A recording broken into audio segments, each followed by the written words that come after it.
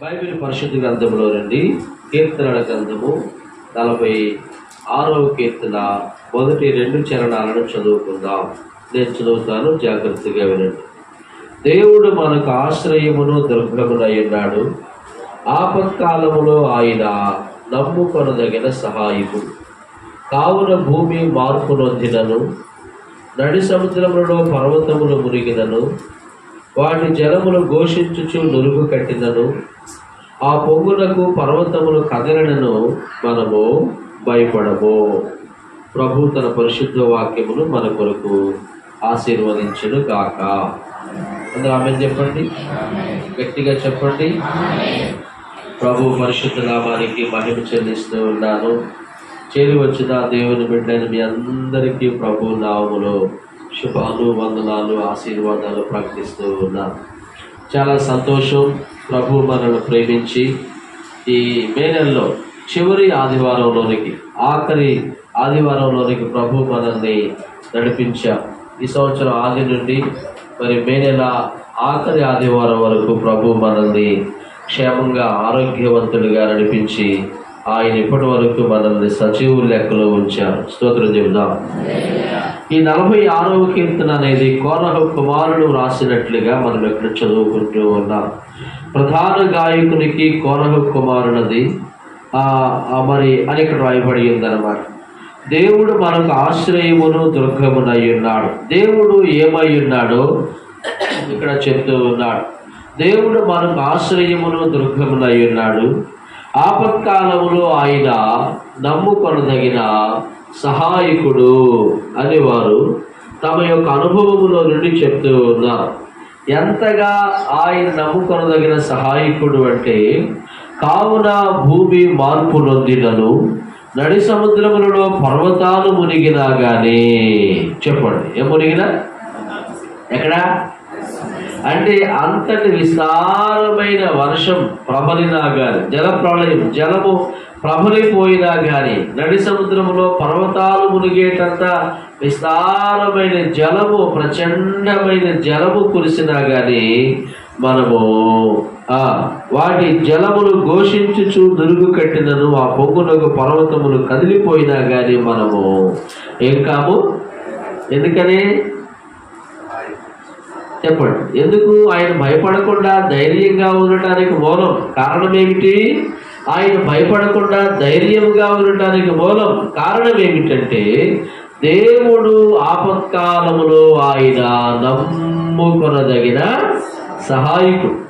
అది ఏ కాలమైనా కానీ, something season, అనారోగ్యం అనే కాలమైనా కానీ, ఆర్థికపరమైన ఇబ్బంది అనే కాలమైనా కానీ, ఒకవేళ నీవు మానసిక సంక్షోభాన్ని ఎదుర్కొంటూ ఉన్న కాలమైనా కానీ, ఒకవేళ నీవు ఒంటరితనాన్ని ఎదుర్కోవలసి వచ్చిన కాలమైనా కానీ, లేదంటే సంథింగ్ సీజన్, అది ఆపత్కాలం, ఏ కాలమైనా కానీ ఆయన నమ్ముకొనదగిన సహాయకుడు అని కోరహు యొక్క కుమారుడు తమ అనుభవములో నుండి వారు జ్ఞాపకం చేస్తూ ఉన్నారు. ఇప్పటి వరకు కొన్ని విషయాలను మనం నేర్చుకొని ఉన్నాం. ఆపత్కాలంలో దేవుడు ఎలాగునా సహాయం చేశాడో మనం నేర్చుకున్నాం. అరణ్యములో హాగరు మరి ఒంటరిగా ఉన్నప్పుడు, దాహం కోసం అల్లాడుతూ ఉన్నప్పుడు దేవుడు ఆమెకు సహాయం చేశాడు. అలాగే ఇస్సాకు అనేటటువంటి భక్తుడు మరి ఫిలిష్తీయుల చేత బాధించబడుతూ ఉన్నప్పుడు, గెరారు రాజు, గెరారు యొక్క సైన్యాధిపతి ఫీకోలు, అతని స్నేహితులైనటువంటి అహుజతు అనేవారు ఇస్సాకుని ఇబ్బంది పెట్టినప్పుడు దేవుడు ఇస్సాకునకు ఎలాగో సహాయం చేశాడో ఆదికాండము 26వ అధ్యాయంలో మనం ఇప్పటికే నేర్చుకొని ఉన్నాము. వినండి.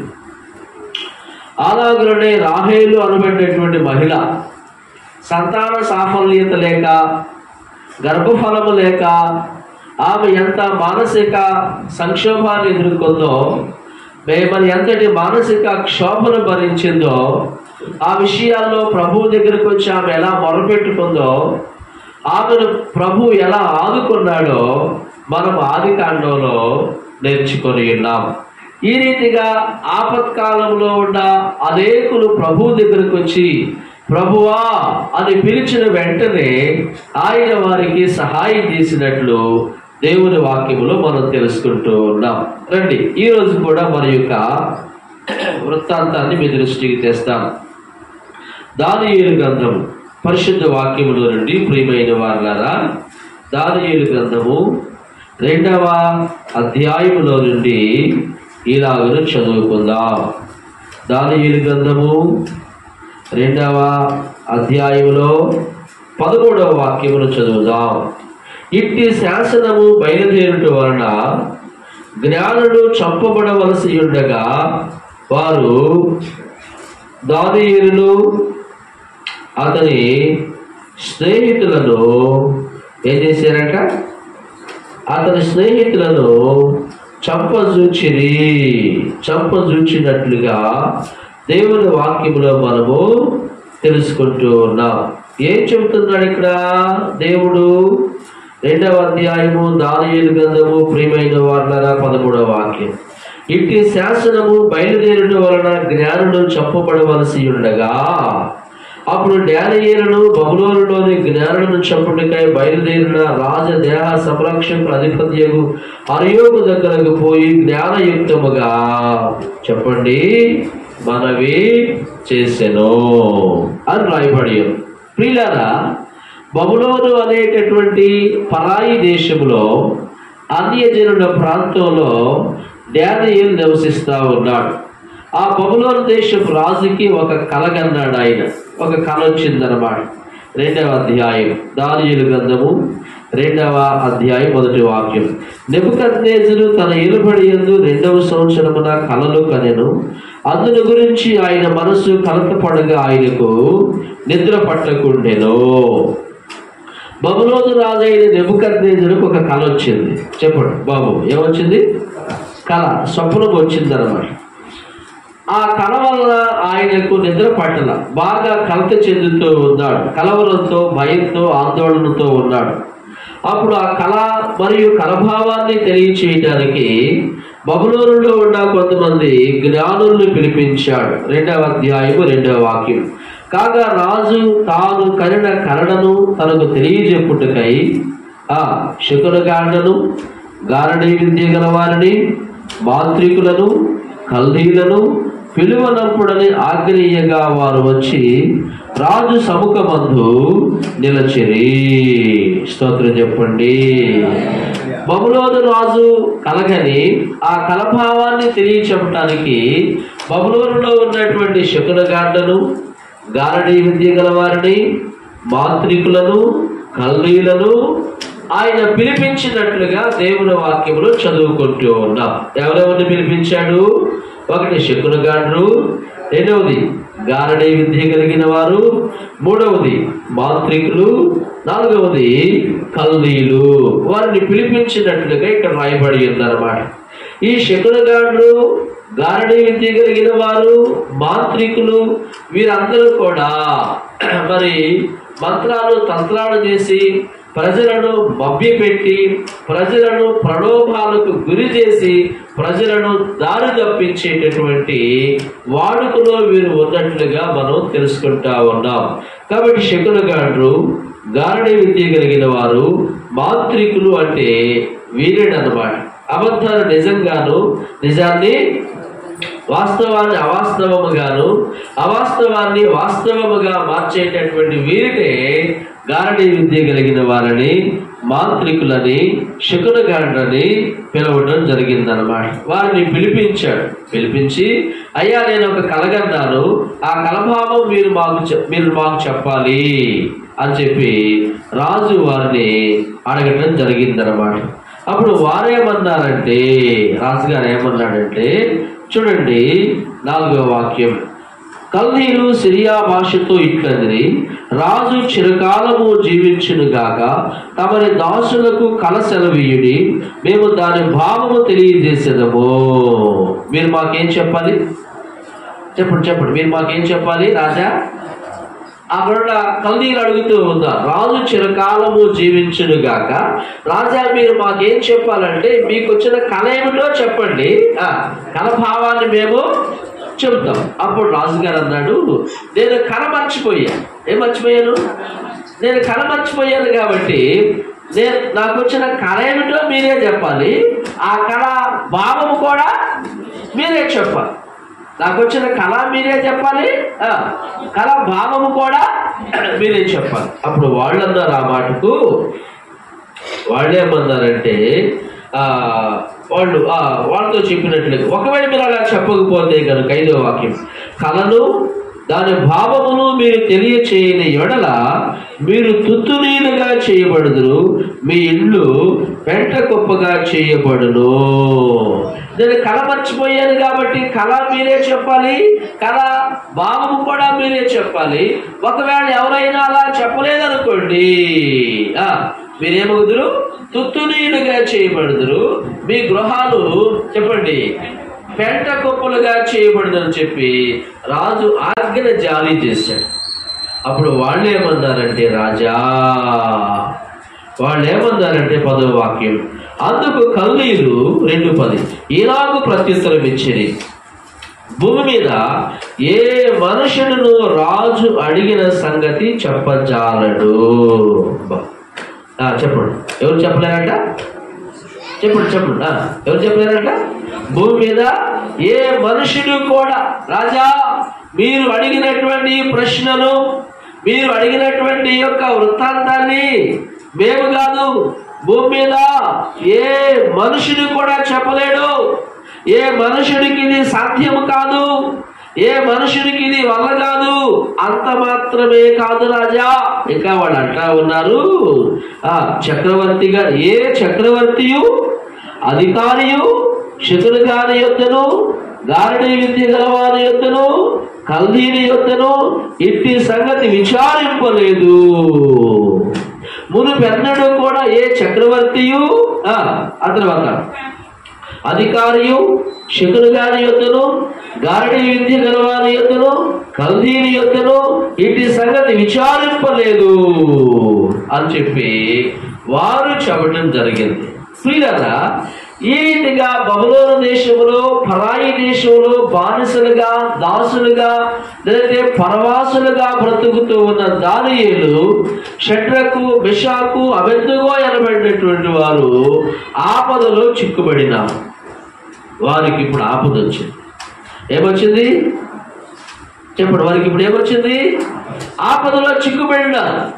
అప్పుడు రాజుగారు ఏం చేశాడంటే, ఎవరు కూడా నేను కన్నటువంటి కళను, కళభావాన్ని చెప్పలేకపోయారు కాబట్టి దేశంలో ఉన్న ఈ కల్దీయులను, జ్ఞానము కలిగిన వారిని, గారడీ విద్య కలిగిన వారిని, మంత్రజ్ఞులను వీరందరినీ చంపేయమని చెప్పి ఆజ్ఞ జారీ చేసినట్లు దేవుని వాక్యములో రాయబడి ఉందన్నమాట. చూడండి 12వ వాక్యం, అందుకు రాజు కోపము తెచ్చుకొని అత్యాగ్రహము గలవాడై బబులోనులోని జ్ఞానులందరినీ సంహరింపవలనని ఆజ్ఞ ఇచ్చెను. ఎంతమందిని? ఏమండి? ఎవరిని? జ్ఞానులందరినీ చంపేయాలి. ఎందుకంటే నేను కన్నటువంటి కళ వారు చెప్పలేకపోయారు కాబట్టి. రాజుగారు అడిగింది న్యాయమా అన్యాయమా? రాజుగారు అడిగింది న్యాయమా అన్యాయమా, ధర్మమా అధర్మమా?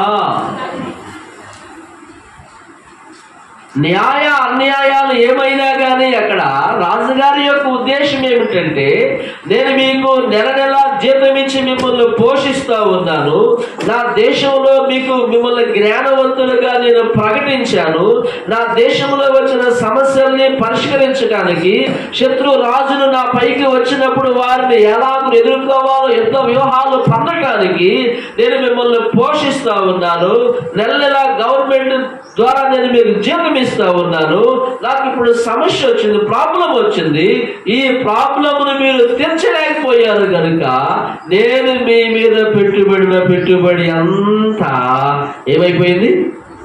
నిష్ఫలమై వృధా అయిపోయింది కనుక దేశంలోని జ్ఞానులందరినీ చంపేయమని చెప్పి రాజుగారు ఆజ్ఞ జారీ చేయడం జరిగిందన్నమాట. 12వ వాక్యంలో బబులోనులోని జ్ఞానులను అందరినీ సంహరింపవలనని ఆజ్ఞ ఇచ్చారు. ఇలాంటి శాసనము బయలుదేరడం వలన జ్ఞానులు చంపబడవలసి ఉండగా వారు డానియేలును అతని స్నేహితులను చంపజూచిరి. ఎంత మోసం అసలు ఇది! చంపబడవలసింది ఎవరు? అసలు చంపబడవలసింది ఎవరు? ఏమండి? జ్ఞానులు చంపబడవలసి ఉండగా. ఎంత క్లారిటీగా రాశాడు పరిశుద్ధాత్ముడు 11వ వాక్యంలో. బబులోనులోని జ్ఞానులు చంపబడవలసి ఉండగా వారు డానియేలును అతని స్నేహితులను చంపజూచిరి. ఇప్పుడు నేరం చేసింది ఒకళ్ళు, శిక్షమో మరి ఒకరి మీదకి వస్తుంది. నేరం చేసిన వారి మీదకి శిక్ష రాకుండా గవర్నమెంట్ నుండి నెల జీతం తీసుకున్న వారి మీదకి శిక్ష రావాల్సింది పోయి గవర్నమెంట్ యొక్క ఆస్తిని, గవర్నమెంట్ యొక్క ధనాన్ని ఏమాత్రము ఎరగనటువంటి నిష్కళంకమైన నిర్దోష హృదయం కలిగినటువంటి దేవుని పిల్లలైన వారి మీదకి శిక్ష అమలు చేయబడబోతా ఉందన్నమాట. అప్పుడు దానియేలు ఏం చేశాడు? వారు దానియేలును బబులోనులోని జ్ఞానులను చంపుడుకై బయలుదేరిన రాజు యొక్క దేహ సంరక్షకుల అధిపతి అర్యోకు దగ్గరకు పోయి జ్ఞానయుక్తముగా మనవి చేశాను. జ్ఞానయుక్తముగా మనవి చేశాను. రాజు వద్ద నుండి ఈ ఆజ్ఞ ఎంత త్వరితముగా వచ్చును ఏమని డానియేలు రాజు యొక్క అధిపతి అర్యోకును అడుగుగా అర్యోకు ఆ సంగతి డానియేలునకు తెలియజెప్పాను. స్తోత్రం చెప్పండి. ఇక బబులోనులోని జ్ఞానులతో పాటు డానియేలుని వారిని చంపడానికి కూడా అర్యోకు రాజదేహ సంరక్షకు అధిపతి అర్యోకు బయలుదేరాడు. అప్పుడు డానియేలు యుక్తముగా మనవి చేశాడని చెప్పి వాక్యంలో ఉంది. యుక్తముగా మనవి చేశాను. రాజు వద్ద నుండి ఈ ఆజ్ఞ ఎంత త్వరితముగా వచ్చును ఏమని డానియేలు రాజు యొక్క అధిపతి అర్యోకును అడుగుగా అర్యోకు ఆ సంగతి డానియేలునకు తెలియచెప్పాను. ఈ మాట చాలా కీలకమైనది. 16వ వాక్యం. ఇప్పుడు 16వ వాక్యంలోకి వస్తా ఉన్నాం. అప్పుడు దానియేలు రాజ సన్నిధికి పోయి స్వప్న భావమును తెలియజెప్పుటకై తనకు సమయము దయచేయమని రాజును బ్రతిమాలెను. స్తోత్రం చెప్పండి.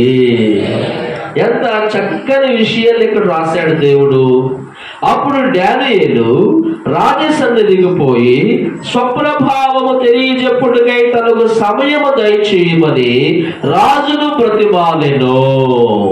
అక్కడ బబులోనులో ఉన్న జ్ఞానులతో పాటు ఆ గారడీ విద్య గలవారికి, మంత్ర విద్య గలవారికి, మరి కల్దీలకు, వారికి అందరికీ కారణమును బట్టి శిక్ష వచ్చింది. డానియేలుకి తన స్నేహితుడికి కారణమేమీ లేకుండానే నిష్కారణంగా శిక్షించబడవలసి వచ్చింది. అప్పుడు డానియేలు తీసుకున్న ఒక నిర్ణయం ఏమిటంటే, అప్పుడు దానియేలు చేసిన ఒక గొప్ప పని, ఒక అద్భుతమైన పని ఏమిటంటే, దానియేలు జీవితంలో ఇది అనుకున్నంత సులభంగా జరగలేదు. దానియేలుకి ఇది జీవన్మరణ సమస్య. జీవమా మరణమా, విజయమా వేరే స్వర్గమా అన్నట్లుగా జీవన్మరణ పోరాటంలో దానియేలు చిక్కుబడినాడు. ఏం చెయ్యాలి ఇప్పుడు? నిష్కారణంగా నేను శిక్షించబడుతూ ఉన్నాను, అన్యాయముగా నేను చంపబడబోతూ ఉన్నాను, అన్యాయముగా నేను చావుకు గురవుతూ ఉన్నాను. ఇప్పుడు నేను ఏం చేయాలి? అన్యాయాన్ని సహించాలా? అన్యాయమును ఎదుర్కోవాలా? ఈ పోరాటాన్ని ఎలా జయించుకోవాలి? నేను ఈ సమస్యను ఎలా అధిగమించాలి? నేను ఈ పోరాటాన్ని ఎలా అధిగమించాలి నేను అని డానియేలు అనుకొని తన స్నేహితుల దగ్గరకు వచ్చి వాళ్ళతో చెప్తూ ఉన్నాడు. ఏం చెప్పుచూ ఉన్నాడంటే 18వ వాక్యం. తానును తన స్నేహితులను బబులోనులో తక్కిన జ్ఞానంతో కూడా నశింపకుంటున్నట్లు ఆ కళ యొక్క మర్మ విషయములు పరలోకమందున్న దేవుని వల్ల కటాక్షము పొందు నిమిత్తమై ఆయనను వేడుకొనుటని వారిని హెచ్చరించెను. స్తోత్రం చెప్పండి. హల్లెలూయా. దానియేలు ఎదుట ఉన్న ఈ జీవన్మరణ పోరాటాన్ని ఎదుర్కొనటానికి, విజయమా వేర స్వర్గమా అనేటటువంటి ప్రాబ్లమును జయించుకోవటానికి దానియేలు తీసుకున్న ఒక గొప్ప నిర్ణయం ఏమిటంటే ఆయన ప్రార్థనా గదిలోనికి వెళ్ళి మోకాళ్ళు వేయటం ప్రారంభించాడు. స్తోత్రం చెప్పండి. హల్లెలూయా. వాస్తవంగా దానియేలు మీదకి రాకూడదు, ఇది దానియేలు మీదకి రాకూడదు పోరాటం వచ్చింది. నిష్కారణంగా ఆయన చంపబడబోతూ ఉన్నాడు, నిష్కారణంగా చావబోతూ ఉన్నాడు ఆయన. వాస్తవంగా బబులోను దేశం రాజైన నెబుకద్నెజరు బబులోనులోని జ్ఞానులను చంపమని చెప్పాడు. కానీ అర్యోకు రాజు యొక్క రాజదేహ సంరక్షకులు వారందరూ ఏం చేశారంటే 11వ వాక్యం, ఇట్టి శాసనము బయలుదేరుట వలన జ్ఞానులు చంపబడవలసి ఉండగా వారు దానియేలును అతని స్నేహితులను చంపజూచిరి. దానియేలును చంపాలనుకుందా 18వ వాక్యంలో, తానును తన స్నేహితులను బబులోనులో తగ్గిన జ్ఞానులతో కూడా నశింపకుండునట్లు అంటా ఉన్నాడు ఇక్కడ దానియేలు. నిష్కారణంగా నింద ఆయన మీదకి వచ్చింది. ఆ జీవన్మరణ పోరాటంలో జీవమా మరణమా, విజయమా వేరే స్వర్గమా, ఏం చెయ్యాలి ఇప్పుడు, ఏం చెయ్యాలో తెలియని అయోమయ పరిస్థితుల్లో దానియేలు చేసిన పని ఏమిటంటే ఆయన ప్రార్థనా గదిలోనికి వెళ్ళి మోకాళ్ళు వేయటం ప్రారంభించాడు. చెప్పండి ఒకటి దేవుడిని కనపరచు. ప్రార్థనా గదిలోనికి వెళ్ళి ఆయన మోకాళ్ళు వేశాడు. ప్రార్థనా గదిలోనికి వెళ్ళి ఆయన మోకాళ్ళు వేసి తన 2 హస్తాలు ప్రభు వైపు చాపి, అంటే తన ఎదుట ఉన్న సమస్యను ఎదుర్కొనటానికి, తన ఎదుట ఉన్న సమస్యను ఆయన జయించుకుంటానికి, తన ఎదుట ఉన్న పోరాటాన్ని ఆయన అధిగమించడానికి ఆయన ఎంపిక చేసుకున్న మార్గం ఏమిటంటే ప్రార్థన. ఏం చెప్పండి? As a prayer. ఆయన తన జ్ఞానాన్ని ప్రయోగించలేదు అక్కడ, తన అందాన్ని ఐశ్వర్యాన్ని లేదా తన వయసును ఉపయోగించలేదు అక్కడ, లేదంటే రాజు యొక్క భటుల నుండి ఆయన తప్పించుకొని పోవడానికి, ఎస్కేప్ అవడానికి ఆయన ప్రయత్నం చేయలేదు, లేదా దాగుకోవడానికి ఆయన ప్రయత్నం చేయలేదు. ఏమంటారు దాన్ని? పారిపోయాడు, ఎస్కేప్ అయిపోయాడు. ఏంటి, ఎక్కడికో వెళ్ళిపోయాడు. ఎక్కడున్నాడో అర్థం కావటం లేదు, తెలియట్లేదు, పోలీసులు కూడా దొరకటం లేదు, ఎవరికి చిక్కట్లేదు, అంతు చిక్కట్లేదు. ఆ రీతిగా ఆయన ఎస్కేప్ అవడానికి ప్రయత్నించలేదు. ఆయన ప్రార్థన చేయడానికి ముందే కలభావం చెప్పడానికి సమయం అడిగాడు అన్నమాట. కలభావం చెప్పడానికి నాకు సమయం ఇవ్వండి, నేను చెప్తాను ఆ కలభావం చెప్పడానికి నాకు అవకాశం ఇవ్వండి అని 16వ వాక్యంలో అడిగి ఇక ఇంటికి వచ్చి తన స్నేహితులతో వారిని పురికొల్పి వారిని హెచ్చరించి, రండి మనం ప్రార్థన చేద్దాం. స్తోత్రం చెప్పండి. ఏం చేద్దాం? అందరూ చెప్పండి. ఏం చేద్దాం? దేని కొరకు చెప్పండి? దేని కొరకు? ఈ జీవన్మరణ పోరాటాన్ని మనం జయించుకోవాలండి. జీవమా మరణమా ఇది మనకి తేలే సమయం, ఉండటమా ఊడిపోవటమా ఇది మనకి నిర్ణయమయ్యే సమయం. కాబట్టి జీవన్మరణ పోరాట సమస్యను మనం జయించుకోవాలంటే, ఈ జీవన్మరణ పోరాటంలో మనము మరణాన్ని ఎదుర్కోవాలంటే, ఈ జీవన్మరణ పోరాటంలో మనం మరణాన్ని జయించుకోవాలంటే, ఈ జీవన్మరణ పోరాటంలో మనం మరణాన్ని అధిగమించాలంటే, చావును అధిగమించాలంటే మన ఎదుట ఉన్న ఒకే ఒక మార్గం ఏమిటంటే ప్రార్థనా గది. As a prayer room. ప్రార్థనా గదిలోనికి వెళ్ళటం, ప్రార్థనలోనికి వెళ్ళటం, మోకాళ్ళ మీదకి రావటం, మోకాళ్ళు వేసుకోవటం, ప్రభువుని అడగటం. అందుకే ఇక్కడ ఉంది 18వ వాక్యంలో, దేవుని వలన కటాక్షము పొందు నిమిత్తమై ఆయనను వేడుకొనుటని వారిని హెచ్చరించెను. Praise the Lord. హల్లెలూయా. పరలోకమందున్న దేవుని వలన కటాక్షము పొందు నిమిత్తమై బబులోనులోని తక్కిన జ్ఞానులతో కూడా నశింపకుండునట్లు. వారికే కదా, మనకు కాదు కదా వచ్చింది.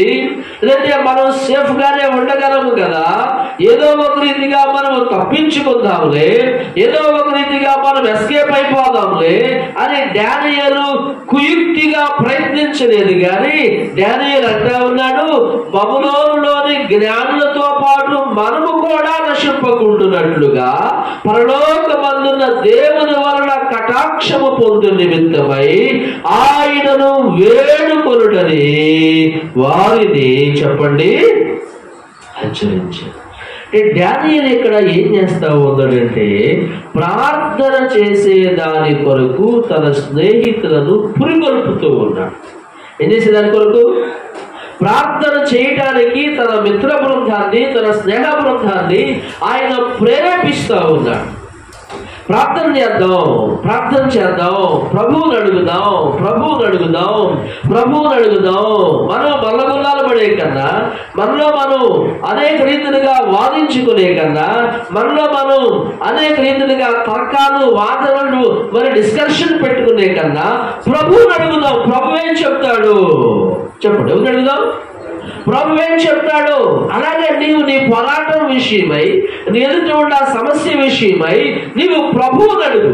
నీ పిల్లల సమస్య, నీ భార్యాభర్తల సమస్య, నీ ఆర్థికపరమైనటువంటి ఇబ్బంది, నీ యొక్క అనారోగ్యపరమైనటువంటి ఇబ్బంది, వాటి నీ ప్రాబ్లం, నీ ప్రాబ్లం ఏదైనా కానీ నువ్వు ప్రభువుని అడుగు. ప్రభువు చెప్తాడు నీకు, ప్రభువు నీకు తెలియజేస్తాడు, ప్రభువు నీతో మాట్లాడతాడు, ప్రభువు నీకు బోధిస్తాడు, ప్రభువు నీకు తన విషయాన్ని, తన సత్యాన్ని, తన హృదయంలో ఉన్నటువంటి దానిని ఆయన నీకు బయలుపరుస్తాడు. నీ అంతటి నీవు నిర్ణయాలు తీసుకునే కన్నా, నీ జ్ఞానాన్ని ప్రదర్శించే కన్నా, వాడు చెప్పినట్టు వీళ్ళు చెప్పినట్టు చేసే కన్నా, అమ్మ చెప్పినట్టు నాన్న చెప్పినట్టు చేసే కన్నా యేసయ్య ఏం చెప్తాడు? ఎవరు అందరూ చెప్పండి. యేసయ్య ఏం చెప్తాడు? యేసయ్యని అడుగుదాం, ప్రభువుని అడుగుదాం, ప్రభువుని అడగండి. అలా నువ్వు ప్రభువుని అడిగినప్పుడు ప్రభువు చెప్తాడు. ఇలాగే ఒక అమ్మాయి తన జీవితంలో వచ్చిన బాధలను బట్టి చచ్చిపోవాలనుకుంది. ఏమనుకుంది? పెళ్ళైన 20 ఏళ్ళ గర్భిణీ వచ్చింది. పెళ్ళైన 2 ఏళ్ళ కాదు, పెళ్ళైన 20 ఏళ్ళ గర్భిణీ వచ్చింది అనమాట. అప్పటికే సుమారు ఆమె భర్త వయసు 60 ఏళ్ళు. భర్తకు 60 ఏళ్ళు అంటే ఇంకెన్నేళ్ళు ఉంటాయి ఈ లెక్కన? 40-50 ఈజీగా ఉంటాయి కదా. ఒక 40 ఏళ్ళ పైచులకు దాటినా గర్భిణీ వచ్చింది ఆ అమ్మాయికి. ఆ గర్భిణీ బాధలు పడలేక, ప్రెగ్నెన్సీ బాధలను ఎదుర్కోలేక చచ్చిపోవాలనుకుందన్నమాట. అమ్మో నేను ఈ బాధలు పడలేను, అమ్మో నేను ఈ ఇబ్బంది ఎదుర్కోలేను, ఈ బాధ పడలేను అనుకుని ఆమె చనిపోవాలనుకో. అలా అనుకుని ఏం చేసింది? ఆదికాండము పరిశుద్ధ వాక్యంలో వద్దాం. దేవుని వర్తమానంలో నుండి ప్రియమైన వారులారా ఇలా చదువుకుందాం. ఆదికాండము 25వ అధ్యాయము 22వ వాక్యం. ఆమె గర్భములో 25వ అధ్యాయము ఆదికాండం 22వ వాక్యం. ఆమె గర్భములో శిశువులు ఒకరితో ఒకడు పెనుగులాడిన గనుక ఆమె ఇలాగైతే నేను బ్రతుకుడు ఎందుకని అనుకొని ఈ విషయమై యెహోవాను అడుగ వెళ్ళెను. స్తోత్రం చెప్పండి. ఇలాగైతే నేను బ్రతుకుడు ఎందుకని అనుకొని, ఏమనుకుంది? నేను ఎందుకు బ్రతకాలి, ఏమని బ్రతకాలి, ఎవరి కోసం బ్రతకాలి, ఎలాగను బ్రతకాలి, ఏమని బ్రతకాలి. నేను ఒక మహిళ తన గడిచిన వారంలో అయ్యుండొచ్చు అనమాట. ఒక మహిళ తన 3 పిల్లలతో యాత్రకు వెళ్ళింది, దైవ దర్శనానికి వెళ్ళింది అనమాట. దైవ దర్శనానికి వెళ్ళి ఏదో కోనేరులో మరి ఈ తల్లి పడిపోతే, తల్లి కంటే ముందు పిల్లలు పడిపోయారు. పిల్లల్ని బయటకు తీసుకొచ్చే క్రమంలో ఎటో గంట బయటకు తీసుకొచ్చింది. ఈమె కూడా ఆ కోనేరులో పడిపోయింది. ఆ కోనేరులో పడిపోయిన తల్లిని బయటికి తీసుకొచ్చే క్రమంలో 3 వయసు వచ్చిన ఆడపిల్లలు కోనేరులో పడి చచ్చిపోయారు. 3 ఆడపిల్లలు. తల్లి బతికింది, తల్లిని బతికించుకున్నారు. ఆ 3 బిడ్డలు ఏమయ్యారు? చచ్చిపోయారు. 3 బిడ్డలు చచ్చిపోయారు. నేను ఏమని బ్రతకాలి? ఇప్పుడు ఎవరి కోసం బతకాలి? నేను నా అంత నిష్ఠ దరిద్రురాలు, నా అంత పనికి మాలింది లోకంలో ప్రపంచంలో ఎవరో ఉండరు. నేను ఏమని బ్రతకాలి, ఎలా బ్రతకాలని ఆ తల్లి అంగలారుస్తూ గుండెలు బాదుకుంటూ ఏడుస్తావు. ఇక్కడ రెబ్కా కూడా నేను ఎందుకు బ్రతకాలి, ఎవరి కోసం బ్రతకాలి, ఏమని బ్రతకాలి అని అనుకొని వెంటనే చచ్చిపోలేదు. కానీ ప్రభువుని అడిగిందంట. ఎవరిని అడిగింది? అక్కడ ఉంది కదా, యెహోవాను అడుగ వెళ్ళెనో. స్తోత్రం చెప్పండి. దేవుణ్ణి అడిగింది. యేసయ్య చెప్పాడు, దేవుడు చెప్పాడు, వాడుక భాషలో చెప్తున్నాను, అబ్బాయి నువ్వు చచ్చిపోవలసిన పని లేదు. నీ ఇక్కడ ఇద్దరు పెరుగుతున్నారు. ఎంతమంది? ఇద్దరు పెరుగుతున్నారు. ఇద్దరు కావల పిల్లలు పెరుగుతూ ఉన్నారు. వారిలో పెద్దవాడు గొప్పవాడు అవుతాడు, చిన్నవాడు పెద్దవాడి కంటే మరింత గొప్పవాడు అవుతాడు. కాబట్టి నువ్వు చచ్చిపోవలసిన పని లేదమ్మా, బాధపడు బాబు, ఇన్నాళ్ళు ఓర్చుకున్నావు కదా, ఇంకొక 30 రోజులు 50 రోజులు ఓర్చుకో, ఈలోపు నెలలు నిండుది, చక్కటి ఇద్దరు మగపిల్లలను ఇస్తాను నీకు, ఇద్దరు మగపెట్టిన పుట్టబోతా ఉన్నారు నీకు, ఇన్నాళ్ళు ఓర్చుకున్నావు కమ్మా, ఈ కొద్ది రోజులు కూడా ఓర్చుకమ్మా అని చెప్పి దేవుడు ఆమెతో చెప్పడం జరిగిందనమాట. 24వ వాక్యం. ఆమె ప్రసూతి కావలసిన దినములు నిండినప్పుడు ఆమె గర్భమందు కవలవారు ఉండిరి. కవల పిల్లలకు జన్మనిచ్చింది. సో నేను ముందుకు సాగి వెళుతూ ఉన్నాను. దానియేలు తన జీవన్మరణ పోరాటంలో ప్రార్థనను ఆయన పరిష్కార మార్గముగా ఎంచుకున్నట్లుగా మనం చదువుకుంటా ఉన్నాం. రండి, దానియేలు గ్రంథము 2వ అధ్యాయము, ప్రియమైన వారలారా, 19వ వాక్యం. అంతటా రాత్రి యందు దర్శనము చేత ఆ మర్మము దానియేలునకు బయలుపరచబడిన గనుక దానియేలు పరలోకమందున్న దేవుని స్తుతించెను. ఎట్లనగా, దేవుడు జ్ఞాన బలములు గలవాడు, యుగములన్నిటిలో దేవుని నామము స్తుతినందుడుగాక. ఆయన కాలములను సమయములను మార్చువాడయ్యుండి రాజులను త్రోసివేయచు నియమించుచు ఉన్నవాడును, వివేకులకు వివేకమును జ్ఞానులకు జ్ఞానమును అనుగ్రహించువాడునయ్యున్నాడు. స్తోత్రం చెప్పండి. హల్లెలూయా. దానియేలుకి ఆ కల భావాన్ని కల యొక్క మర్మాన్ని దేవుడు తెలియపరిచినట్లుగా, దేవుడు బయలుపరిచినట్లుగా మనం ఎక్కడ చూస్తా ఉన్నాం. దీని ఫలితం ఏమిటంటే, బబులోనులో జ్ఞానులు నశించిపోకుండా కాపాడబడినారు. బబులోనులో బ్రతుకుతూ ఉన్న దానియేలు తన స్నేహితులు కూడా నశించిపోకుండా, చంపబడకుండా, చావకుండా ఏమయ్యారు? చెప్పండి, ఏమయ్యారు? కాపాడబడినారు. బబులోను దేశంలో ఉన్న జ్ఞానులు, గారణీ విద్య కలిగిన వారు, మంత్ర విద్య కలిగిన వారు, కల్దీలు, రాజదేహ సంరక్షక అధిపతులు, సైనికులు, భటులు, సైన్యాధిపతులు, సామాన్య ప్రజలు ఎవరు కూడా చావకుండా కాపాడబడటానికి కారణము, మూలం ఏమిటంటే ఒక క్రైస్తవుడు తీసుకున్న నిర్ణయం. స్తోత్రం చెప్పండి. ఒక విశ్వాసిగా, ఒక క్రైస్తవుడిగా నీవు తీసుకునే నిర్ణయాలపైన దేశ భవిష్యత్తు ఆధారపడి, నీవు చేసే తీర్మానముల పైన నీ కుటుంబం యొక్క భవిష్యత్తు భవితవ్యం ఆధారపడి ఉంది. నీవెటువంటి నిర్ణయాలు చేస్తావు? What is your decisions? నీ తీర్మానం ఏమిటి? నీ నిర్ణయాలు ఏమిటి? కష్టకాలంలో నీవు ఎంచుకున్న మార్గం ఏమిటి? జీవన్మరణ పోరాటంలో నీవు ఎంచుకున్నటువంటి పయనం ఏంటి? ఏ విధమైన పయనాన్ని నీవు ఎంచుకున్నావు? నీవు ఎంపిక చేసుకున్న పయనము పైననే, నిర్ణయాల పైననే నీ కుటుంబం యొక్క భవిష్యత్తు ఆధారపడి ఉంది. దానియేలు తన జీవన్మరణ పోరాటంలో దేనిని మార్గముగా ఎంచుకున్నాడు? అందరూ చెప్పండి గట్టిగా. ఈ పక్కనతో చెప్పండి, చెప్పండి, చేపట్టుకొని చెప్పండి, చెప్పయ్యా, చెప్పండి, అందరూ చెప్పండి. జీవన్మరణ పోరాటంలో దానియేలు ప్రార్థనను మార్గముగా ఎంచుకున్నాడు. ప్రార్థన ద్వారా దేవుడు దానియేలు యొక్క సమస్యను, బబులోను దేశపు రాజు యొక్క సమస్యను పరిష్కరించాడు. దేని ద్వారా?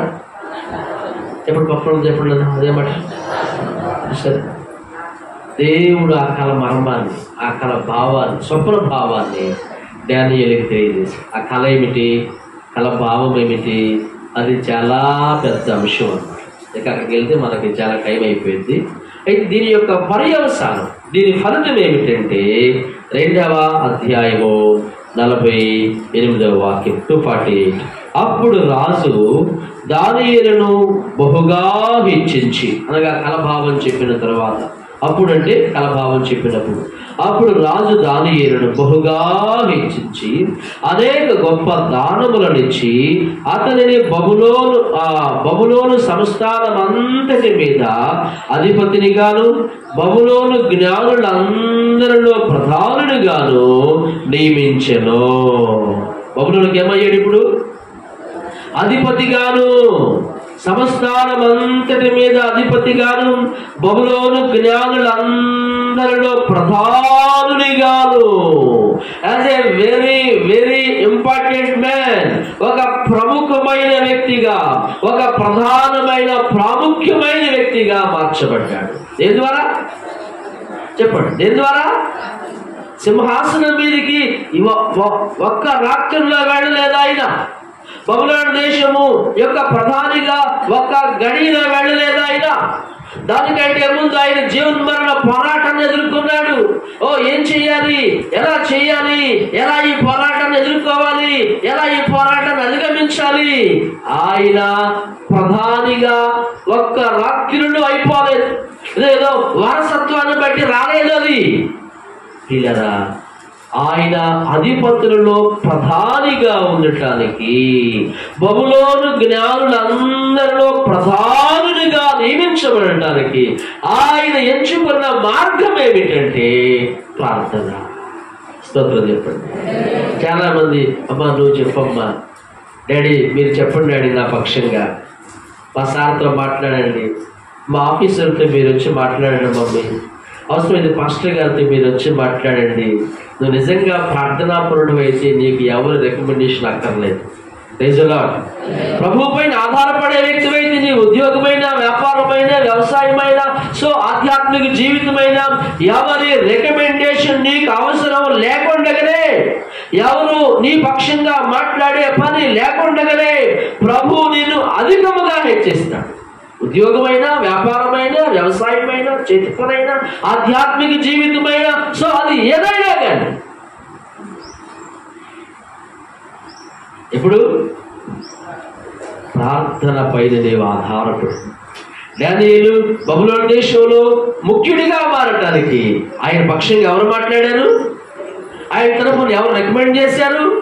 ఆయన తరఫున ఎవరు అప్పీల్ చేశారు? ఎవరు అప్పీల్ చేయలేదు రాజు గారికి, ఎవరు కూడా రికమెండ్ చేయలేదు రాజు గారికి. దానియేలు ఎంచుకున్న మార్గం ఏమిటంటే చెప్పండి, ప్రార్థన, ప్రార్థన, ప్రార్థన అనండి. ప్రార్థన, ప్రార్థన, ప్రార్థన. దేవుని ప్రజలు, దేవుని పిల్లలు అధిక సమయం ప్రార్థన చేయాలి. అధిక సమయం పాటలు పాడుతూ ఉన్నారు, అధిక సమయం ఆటలాడుతూ ఉన్నారు, అధిక సమయం సెల్ ఫోన్తో గడుపుతూ ఉన్నారు, అధిక సమయం ఇంకా మరి ఆ సరదాతో కూడిన విషయాలతో గడుపుతూ ఉన్నారు.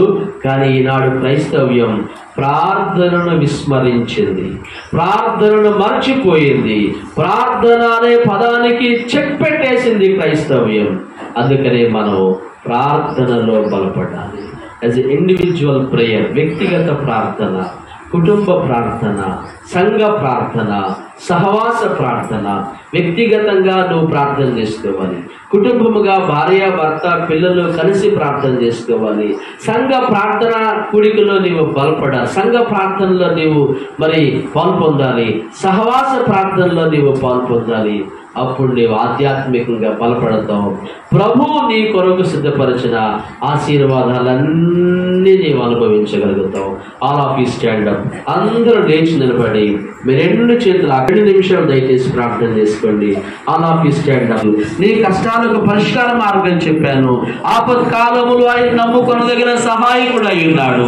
ఆపత్కాలములో నిన్ను ఆదుకొనగలిగిన సహాయకుడు అయి ఉన్నాడు. జీవన మరణ పోరాటాన్ని నీవు ఎదుర్కొంటూ ఉన్నాగా గాని, కష్ట కాలంలో నీవు ఉన్నా గాని, ఆపత్ కాలంలో నీవు ఉన్నా గాని, నీ పోరాటాన్ని అధిగమించడానికి, నీ సమస్యను జయించుకోవడానికి ఒక అద్భుతమైన మార్గం ఏమిటంటే ప్రార్థన అయ్యున్నది. ప్రార్థన అయ్యున్నది. మీ రెండు హస్తాలు ప్రభు వైపు చాపండి. ప్రభువా నా చేతులు పట్టుకోండి అయ్యా, ప్రభువా నా హస్తాలు పట్టుకోండి నాయనా, ప్రభువా నా చేతులు పట్టుకోండి అయ్యా. Pray for your, please pray for your. మీ కొరకు మీరు ప్రార్థన చేసుకోండి. Please pray for your. మీ కొరకు మీరు ప్రార్థన చేసుకోండి. మీ కుటుంబాల కొరకు ప్రార్థన చేసుకోండి. యవనస్తులు ప్రార్థన చేసుకోండి. మీ యవన పిల్లల కొరకు ప్రార్థన చేసుకోండి. This is not easy time. ఇది తేలికైన సమయం కాదు. అనీజీగా ఉండొద్దు. జీవన మరణ పోరాటాన్ని ఎదుర్కొంటూ ఉన్నట్లయితే మరి ప్రభు పైన ఆధారపడు, ప్రార్థన పైన ఆధారపడు. ఒకవేళ నాకు ఎటువంటి పోరాటం లేదండి, నాకు ఏ కష్టాలు లేవండి, ఏ నొప్పులు రోగాలు అప్పులు తిప్పలు నాకు లేవండి, నేను చాలా వెల్ గా ఉన్నాను, చాలా మరి శుభ్రంగా ఉన్నాను అని నీవు అనుకుంటే కనుక నీవు యేసు క్రీస్తులో రక్షణ అనుభవంలోకి వచ్చావా? యేసు క్రీస్తులో నీవు మారు మనసు అనుభవంలోకి వచ్చావా? పాపం పైన నీకు జయం వచ్చిందా? అబద్ధముల పైన యేసు స్వామి కృతజ్ఞతలు వందనములయ్య. ఆపత్కాలములో ఆయన నమ్ముకొనదగిన సహాయకుడని దానియేలు ఆపదలో ఉన్నప్పుడు ఎలా మీరు సహాయం చేసి ఆయన కటాక్షించారో అయ్యా మీరు బోధించారు నాయన. ఆ రీతిగా మేము కూడా ప్రార్థనను మార్గముగా ఎంచుకొని జీవన మరణ పోరాటంలో గొప్ప పరిష్కారాన్ని అనుభవించడానికి అయ్యా పొందుకోవడానికి సహాయం చేయండి. ఎందరైతే కన్నీళ్లతో మొరపెడుతూ ఉన్నారు అట్టి వారికి మీరు సహాయం చేయండి. యేసు నామములో కృతజ్ఞతలు అర్పించి వేడుకొనుచు ప్రార్థించుచు ఉన్నాము మా పరమ తండ్రి. ఆమేన్.